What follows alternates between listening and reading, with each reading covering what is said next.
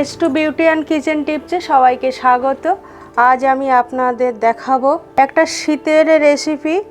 এই শীতের পালং শাক দিয়ে অতি স্বাস্থ্যকর কই মাছ, পালং শাক, মটরশুঁটি, বড়ি দিয়ে আপনারা এই পালং শাক রসা কিভাবে বানাবেন খুব সহজভাবে চলুন দেখে নিই। আমি কড়াইয়ে আমার পরিমাণ মতো সর্ষের তেল দিয়ে দিলাম। আপনারা তেল, লবণ, লঙ্কাটা আপনাদের পরিমাণ মতো দেবেন। আমি শাকটা ধুয়ে কেটে রেখেছিলাম। তেলটা আমার গরম হয়ে গেছে। আমি একটা আলু ছোট টুকরো করে কেটে নিয়েছিলাম, বড় আলু। সেই আলুটা আমি একটু কই মাছ 6 পিস কই মাছ ভেজে নিয়েছিলাম, কিছুটা বড়ি ভেজে নিয়েছিলাম। তেলটা আমার গরম হয়ে গেছে।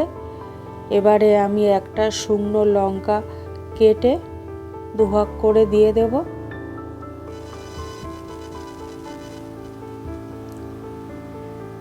লঙ্কাটা দিয়ে দিলাম। লঙ্কাটা সামান্য একটু ভেজে নেব।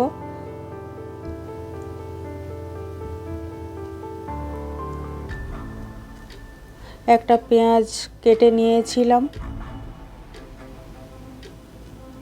আমার এই পালং শাক কই মাছ রেসিপিটা ভালো লাগলে একটা লাইক, কমেন্ট করবেন। আমার চ্যানেলটা সাবস্ক্রাইব করবেন।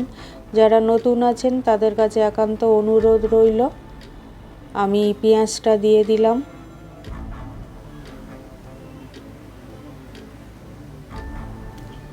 চার পিস কাঁচা লঙ্কা দিয়ে দিলাম। 4টে তেজপাতা দিয়ে দিলাম।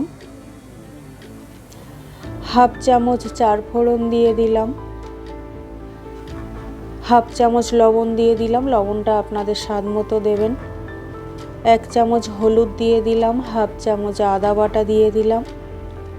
আমি এই মশলাটা ভালোভাবে কষে নেব। দেখুন মশলাটা আমার ভেজে নেওয়া হয়ে গেছে। আলুটা দিয়ে দিলাম। আলুটা আমি একটু ভালোভাবে ভেজে নেব। আলুটা ভেজে নেওয়া হয়ে গেছে। কেটে রাখা পালং শাকটা দিয়ে দিলাম।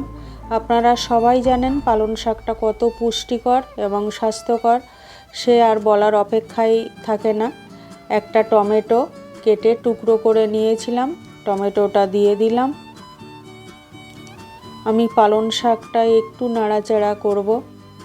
আপনারা এইভাবে পালং শাক আর কই মাছ বড়ি দিয়ে শীতের সময় এইভাবে বানিয়ে দেখবেন, ভীষণ টেস্ট হয়। আমি একটু সিদ্ধ হওয়ার জন্য ঢেকে দিলাম। দেখুন ঢাকাটা খুলে নিলাম। সামান্য একটু জল দিয়েছিলাম। এবারে আমি ভেজে রাখা বড়িটা দিয়ে দেব। দেখুন ফুটছে। আমি সিদ্ধ হওয়ার জন্য সামান্য আর একটু জল দেব। জলের পরিমাণটা আপনারা আপনাদের পরিমাণ মতোই দেবেন, যেমন খাবেন। আমি একটু ঢেকে দিলাম। সামান্য একটু মটরশুঁটি দিলাম।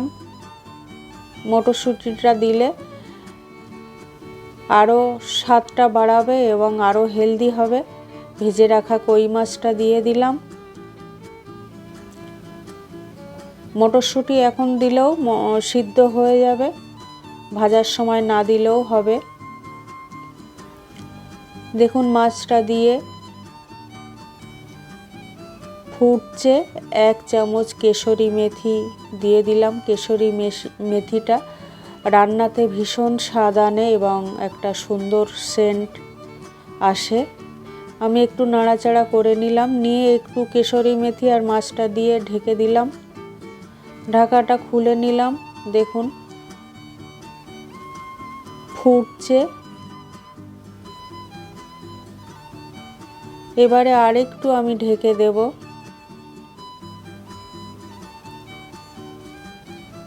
ঢাকাটা খুলে নিলাম। সময় দিয়ে আমার এই পালং শাক কই মাছ রেসিপিটা দেখার জন্য আপনাদের অনেক ধন্যবাদ। আবারও কোনো একটা রেসিপি নিয়ে আমি আসব, এরকম হেলদি টেস্টি রেসিপি। নামানোর আগে আমি হাফ চামচ গরম মশলা দিয়ে দিলাম। আপনারা চাইলে গরম মশলাটা স্কিপ করতে পারেন। গরম মশলাটা দিলে স্বাদটা আর একটু ভালো হয়। আমি আর একটু গরম মশলাটা দিয়ে নেড়ে চেড়ে নেব।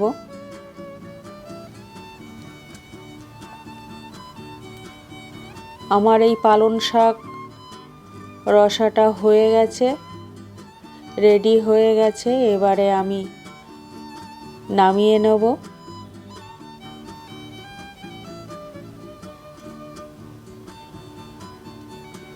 দেখুন পালং শাক রসাটা আমি ঠিক এরকমই একটু শুকনো শুকনো মতো করলাম, খুব ঝোল রাখলাম না, এরকমই করলাম। আমি এবারে নামিয়ে নেব। আপনারা সবাই সুস্থ থাকবেন, ভালো থাকবেন।